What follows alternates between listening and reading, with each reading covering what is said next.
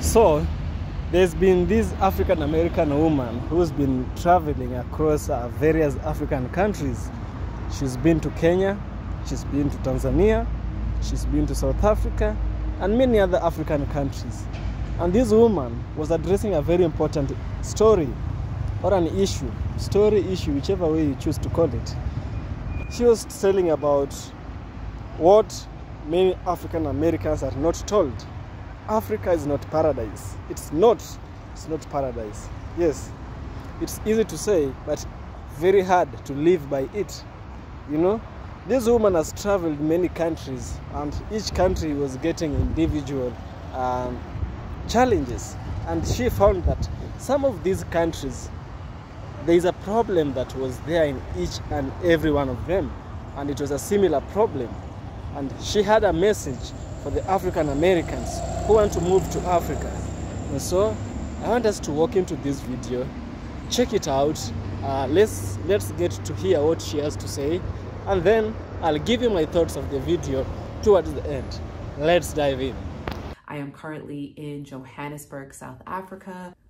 I can say, right, and I am in community with many expats, so we all relate to these really, really highs and some extreme lows. So some of the highs are, you know, when we get to a new country, when we make new friends, when we go to like a live music experience, or we have some really, you know, local fare, local cuisine, and it makes our heart jump and warm.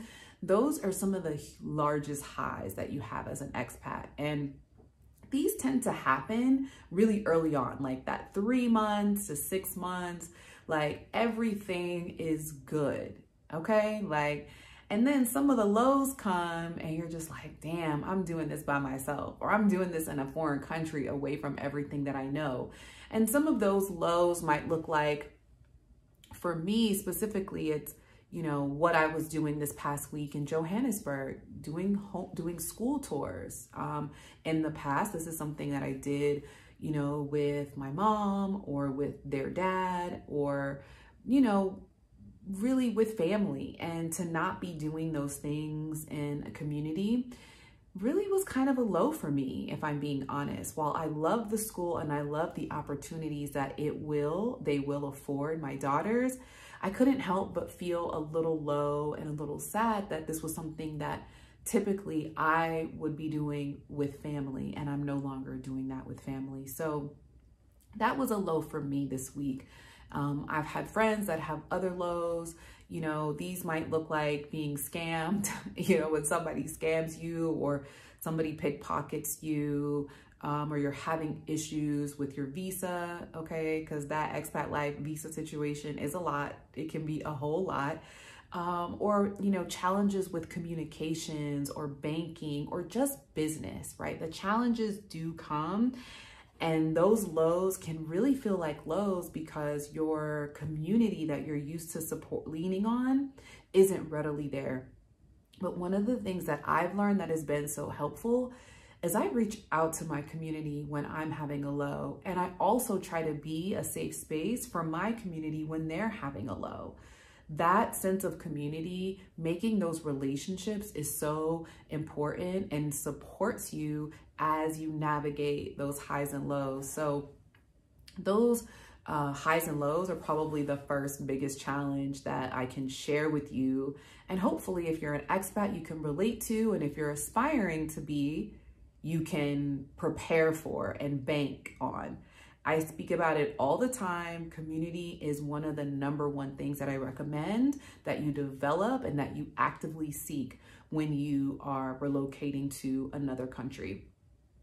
The second thing that really has a lot to do with the first thing is that absence of familiar family, right? The family that I've known all my life, the friends that I've known in my last season of life and that aren't with me on this part of my journey. You know, that's a process, and like going through that process is a challenge for many people in different ways. I have some friends that have fantastic, really supportive family members, and I am so grateful for them to be able to have that, because it truly is a privilege and an honor to have that sense of support with family. I don't necessarily have that. So what has happened and what has come to into my life is a spiritual family. So I've attracted people into my life that have really been able to see me deeply and vulnerably and accept me in ways that I've never felt accepted before. And I call them my spiritual family. So I've got some sisters, some brothers, some uncles, some aunties, and even some father figures that have really shown me that comfort and support in the absence of what family that I've known my whole life. And again, like, that is the part of community that I've been intentional about, that I really make sure that I pour into, that fortifies me in this transition and through, you know, these highs and lows. But it can be a challenge. It can look like grief on some days. And, you know, when there's holidays or remembrances, that's typically when I begin to feel those feels. And it's also when I'm conscious enough to reach out and share with my family, my spiritual family, hey, this is something that I'm going through or that I'm feeling. Can you hold space for me? Do you have the emotional capacity right now to support me? And most oftentimes they say yes, especially my African family and friends. Like, they don't say no to that. But, you know, it's something that Americans, like, most of the time they don't say no, but it's something that we're aware of because we tend to carry so much. And that's another thing that I just love about being in Africa is it is a culture of family centered. Family is first, and it's not just something that's said, it's meant. And I love that. So it really helps out a lot. The third challenge that can come with expat life, I talk about it a lot in my videos and, you know, in different ways, but is the, you know, different culture. Going into a completely different culture that comes with different languages, that comes with different religions, that comes with different expectations of you, whether it be gender role, whether it be a societal influence, whether it's a social status or an economic status, right? Like, understanding a totally different culture and being sensitive and respectful to that. A lot of people have shared, you know, be yourself, be who you are, don't dim your light. And yes, I agree to that. I also recognize that coming from a place like America, which is a very narcissistic society, we have elevated ideals of self that sometimes just need to come on down. And that's what happens when you come to a different country. You are forced to, if you're humble enough to do so, if you're willing enough to really learn and understand a culture, humility is required. And that's a level of maturity as well that is necessary if you not only want to be accepted, but you want to acclimate, and you want to acclimate easier with less of these highs and lows, you know, that I'm talking about. So it's learning the cultures and the customs of the country that you're in. And this takes time. You know, this can be intimidating. It can be hard. It can come with hardships and, you know, some bumping of the head and walls, and, you know, but it's a part of the process that really can expand you also. It just creates, like, your brain starts to expand in different ways, and there's blockages that open up that can connect you with parts of your body, your mind, your spirit, your chakras, right, that you may never have experienced before. And that is one of the ways in which I choose to look at it as a challenge. Y'all know I have my notes. So it provides that expansion that you're really looking for as an expat if you're open, right? You have now this worldview, you really have a level of empathy and compassion, and it helps you, it builds you, it creates character, and it's something that's undescribable. Many of my expats, you guys can relate. Leave me some comments and let me know how it's affected you. How have you changed in dealing with new cultures, and maybe, you know, maybe muting yourself a bit, maybe humbling yourself a bit to go into this new space and believing one thing over the other. I know, you know, a tangible thing that I've learned is understanding what polygamy is like. Coming from an American culture where it's, no, that's my man, you know, I don't share, to now being in a continent where several countries have a standard of polygamy or history of polygamy, not being so quick to judge or think it is one thing over the other, and finding the benefits and the values of it. Is it something I'm totally like into or seeking? Not necessarily, but it's something that I respect and I find value in, and I understand the purpose of it and how it can bring value to an African society. So that's one of the tangible ways in which I have learned those new customs, and in a way that was probably kind of hard for me to understand, but required a level of humility for me to expand my understanding and develop empathy and compassion towards, right? And so the last thing, the last part of being an expat that's probably the hardest, or has been, you know, one of the biggest strengths or growing pains for me, is that vulnerability. You know, coming from an experience of healing in the US, where I was coming out of a really toxic work environment, you know, growing through a really challenging relationship, my immediate reaction was to just guard myself, you know, to protect myself, to be weary, to be concerned about who I could trust. And again, when you're coming to a foreign country, everybody tells you, don't trust them. Don't, you know, be so quick to trust. Make sure you're mindful of your space and your things. And while yes, some of this is true, you actually like struggle the more you're like this in another country. The way to really thrive and find openness and expansion in your thoughts and your actions is through vulnerability. You know, I didn't share my journey on YouTube for the first year and a half that I was in Africa. And part of that was just because I wanted to learn, observe, but I was doing a lot of self-reflection and self-work. And there were a lot of things that I experienced in my first year that I just didn't know how to communicate or effectively comprehend and share.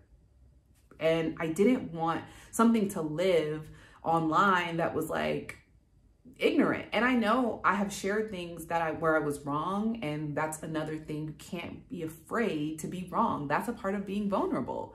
Like, you just can't be afraid of being wrong, because that fear of doing anything wrong is not going to help you. You know, you learn in the process, you learn in the mistakes. And that is what has really helped me, is knowing that vulnerability is just a part of the process. And as I become more vulnerable, I grow more, I do more self-reflection, I become a better communicator, you loosen my boundaries, but enforce them when it's necessary. I can speak up for myself because I can check in with myself and know, hey, I'm being vulnerable right now, but I don't like the way this person is responding to that. Let me communicate what I don't like or how I don't like it, instead of just backing away or shutting down. And I'm still working through this. Like, I'm no expert, but I recognize that being open and vulnerable opens me up to opportunities and relationships and friendships, spiritual, family, and even like romantic relationships in a new way that I'm learning to appreciate, y'all. So those are some of the challenges that I've dealt with as an expat. But I also recognize how these challenges have fortified me and strengthened me in ways that I'm so grateful for. I'm so grateful for.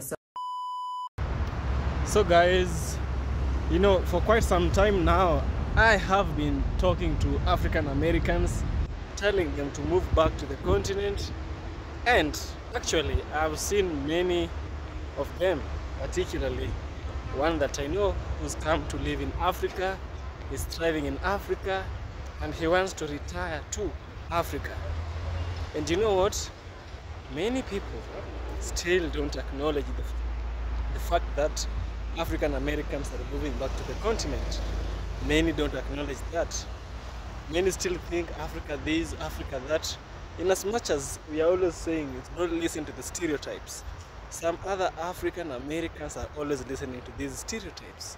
And you know, you can ask yourself, why are they doing all this? Like, why is this happening? Why can someone just come to the continent and thrive? Why do you think if someone comes, bad things gonna happen? No.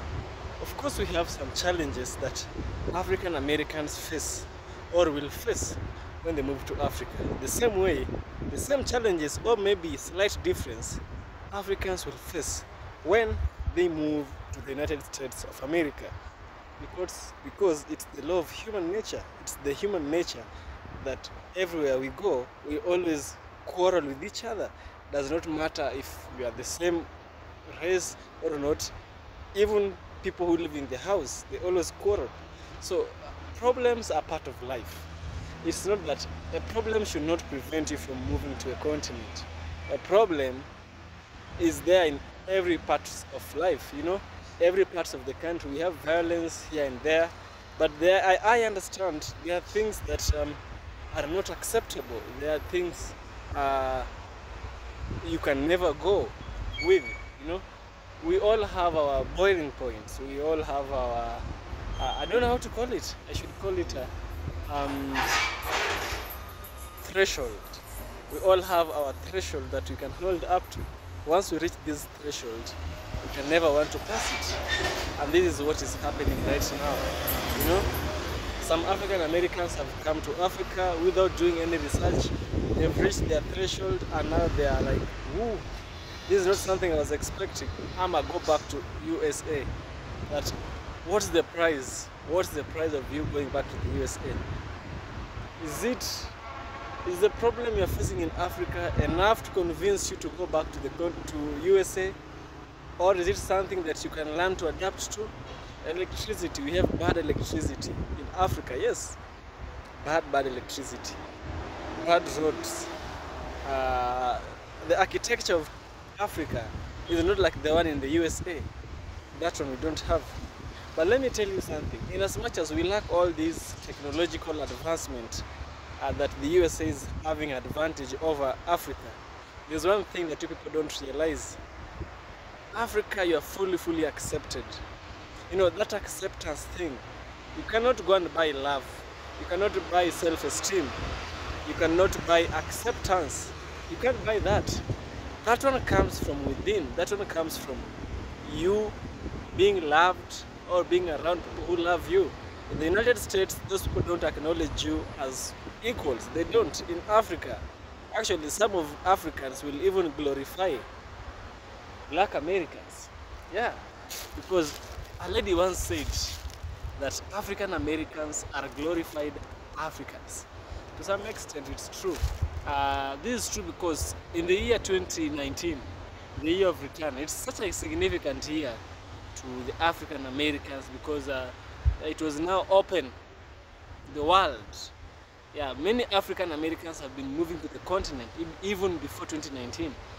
But we saw that massive transit when the president of Ghana first announced the year of return. Many people have sought to come here. Africans are thinking, oh, I want to go back to the United States. Not to go back, but go to the United States. There is where we have a good life. But no, United States, there's no good life over there. There's no good life. It's just a thought that it's planted in our minds. We think that if we go to the US, things will work. No. Africans, we should ask ourselves, why are they coming back? You know? Africa is a place where you are given equal chances to become someone. Africa, you are given the equal opportunity to amount to something. In Africa, the level is ground. The ground is level. Everything is level. So it might be that your competency is what will make you reach far. Yeah, your competency might make you reach far in Africa. Also, if you are not competent enough, or if you are not an active person, you might go back to the United States saying Africa was too hard and this and that. But no, perhaps it was you who was the problem. You know, it was you who was the problem. My point is one, Africa, we have problems, but is these problems enough to make you live? Is it enough compared to what is happening in the US? If it is, I vote go back. But if it is not, you have to stay. You have to stay to the continent, at the continent, and see things, enjoy things, be in one with the nature, be in one with the Africans. Yes, that's my thought for today. What do you think? As an African American, I think you should move back to the continent. Yes.